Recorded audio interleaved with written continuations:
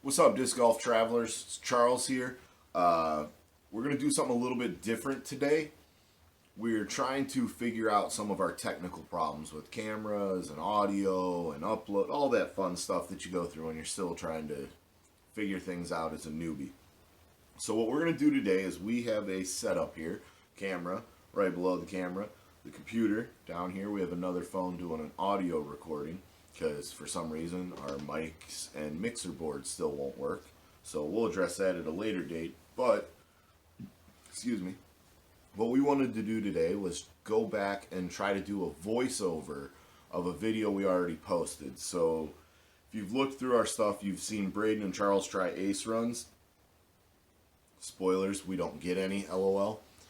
We went out and played the short track at the Oldham County YMCA. I think it was probably coming up on around a year ago, because it's winter then, but I know that wasn't any time recent. So without any further ado, let's get into the video. Here we're looking at hole 1. It's 160 feet. It goes through this channel in the deep back right. That's not a bad tee shot with the West Side World. Would have liked it to have gotten back in between the two trees there a little bit more. Brayden opts to go with a standstill truth and drops himself in actually a pretty good spot.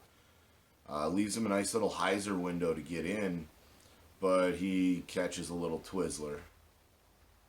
I attempt to come in on Annie with the West Side Swan and just a hair outside. We'll both clean up our pars and move on to hole number 2. This is 151 feet straight down the gut. There are all sorts of little trees all over. Really, you just pick a line and hope you get through. Brayden makes it most of the way down, but gets a kick left, and I catch a stupid little vine hanging off to the right. I do end up dropping right in the middle of the fairway and going downtown with a big putt. So that'll get my birdie to 1 under. Brayden gives it a good bid, but he was a little bit high, and at the last second catches a skinny little tree. Almost breaks an ankle, nailing the par, but hole 3, 115 straight uphill, just hit the gap. I don't. I catch a tree and shoot off to the right. And Brayden here just goes for Anheuser and catches a limb. Almost makes the big putt coming up. Yeah, I got kicked away right. And still thought I had a chance at it, just a little to the left. Brayden blocks the camera perfect, no chains needed. I tap in my par, and we're on to hole number 4, which is an Anheuser, a forehand shot, 130 feet. It's really thick right here off of the pad on the right, so you have to get out into that field some way or another. Brayden goes the forehand, but puts a little too much snap on it. And just rides out. He'll have a nice long open look, but it will be long. I again go Anheuser with the West Side Swan, but you can see 1, 2, 3, 4, I don't know, 6 little limbs knock me back to the left. Still not a bad distance. Oh, Brayden with a tough chain out left, and then I just do that. Insult to injury. Can't even make the walking in, doesn't count putt.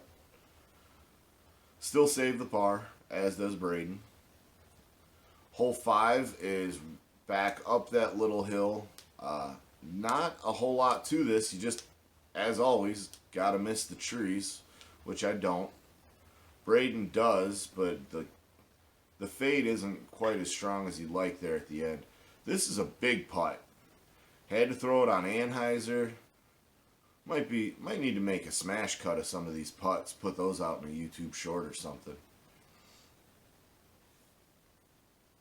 Hole 6, 83 feet. I don't know that that's 100% true. It's probably about 110.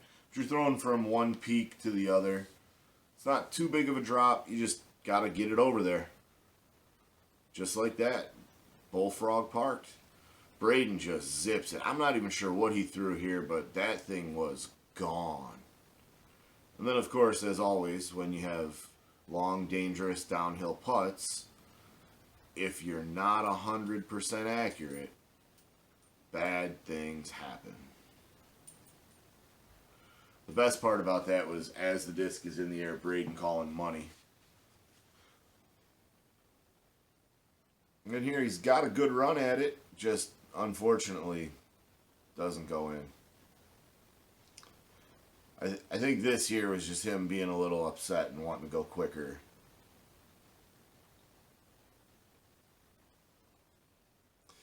Hole 7, 119 feet. Pretty much all the trees slant on this hillside, so Brayden's forehand here is the right call. He just gets a weird kick and ends up in the creek. That route he took there was actually the first time I've thrown one in from a pad. It counted for 3 because I'd already landed in the creek and I re-teed and tossed it in. Hole 8, 80 feet. What you can't see there is in the top, there are all sorts of little stupid sticks. You can't really get more than like 10 feet off of the ground. I should have gone just a little bit wider and it might have had a chance. Brayden, I'm not sure what he's got here. Tries to go right at it. Looks like it was out on a little bit of a hyzer. Nice thing is this is a small hole, so nobody's really in bad shape. Even if you miss the 80-footer by 10 feet, you're still at 10 feet. This next hole is my favorite. I want to ace this so bad. I've tried so many times. The skip is working, but I hit the bottom of the basket. It landed a little too far left. Brayden gets up high. It looks good, but just catches one of them dumb little sticks. One of those Paul Ulibarri Twizzlers. Tap out my birdie.